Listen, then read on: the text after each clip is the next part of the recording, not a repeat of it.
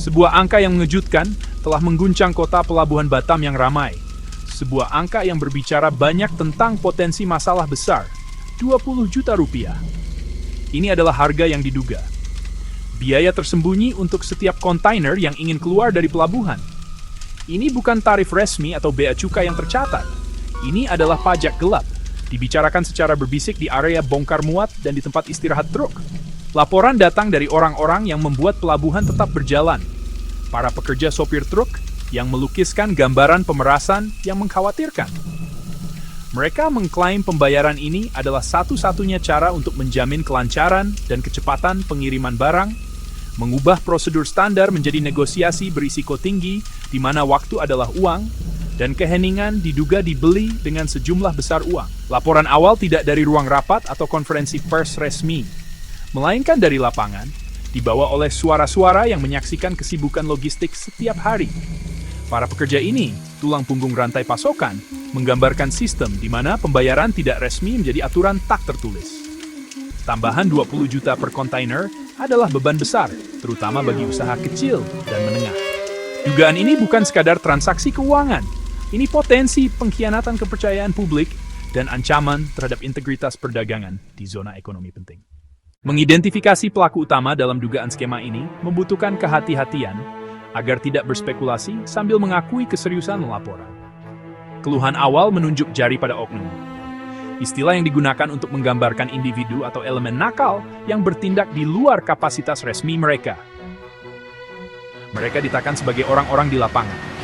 Mereka yang memiliki kekuatan langsung untuk meloloskan truk atau menghentikannya.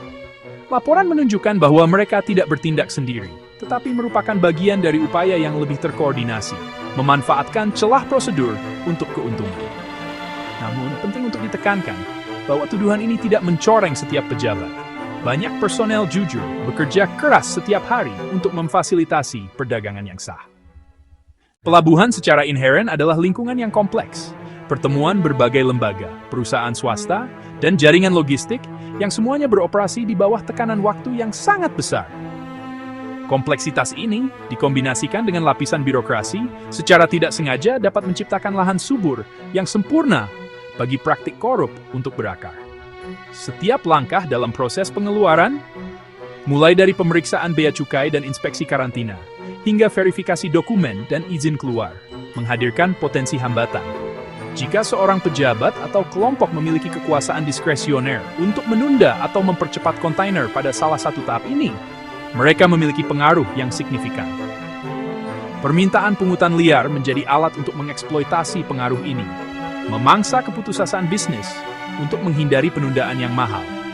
Alasan dibeli seringkali bermuara pada kombinasi peluang dan kurangnya pengawasan yang ketat. Dugaan pungutan RPOE 20 juta bukan hanya sekadar angka di catatan tersembunyi. Ini adalah kekuatan perusak dengan konsekuensi yang luas bagi perekonomian Batam. Sebagai zona perdagangan bebas, daya tarik utama Batam adalah janjinya akan perdagangan yang efisien dan hemat biaya. Korupsi yang meluas secara langsung merusak janji ini. Dampak langsungnya adalah inflasi biaya logistik yang tidak wajar. Bagi perusahaan besar, ini mungkin merupakan biaya yang dapat diserap. Tetapi bagi usaha kecil dan menengah yang vital bagi lapangan kerja dan inovasi lokal, ini bisa menjadi hukuman mati. Bisnis kecil yang mengimpor satu kontainer barang mungkin melihat seluruh margin keuntungannya lenyap karena suap semacam itu, memaksanya untuk menaikkan harga, mengurangi kualitas, atau tutup sama sekali. Ini secara langsung merugikan daya saing bisnis lokal. Dugaan yang menghebohkan dari Batam telah membawa kita ke titik kritis. Ini bukan lagi sekadar desas-desus yang dibisikkan dalam kegelapan. Ini adalah seruan publik yang menuntut tanggapan cepat, tegas, transparan dari pihak berwenang. Langkah pertama adalah penyelidikan yang menyeluruh dan tidak memihak. Tidak boleh hanya tinjauan internal tertutup. Lembaga penegak hukum mungkin bekerja sama dengan KPK harus turun tangan, mengumpulkan bukti, mewawancarai saksi,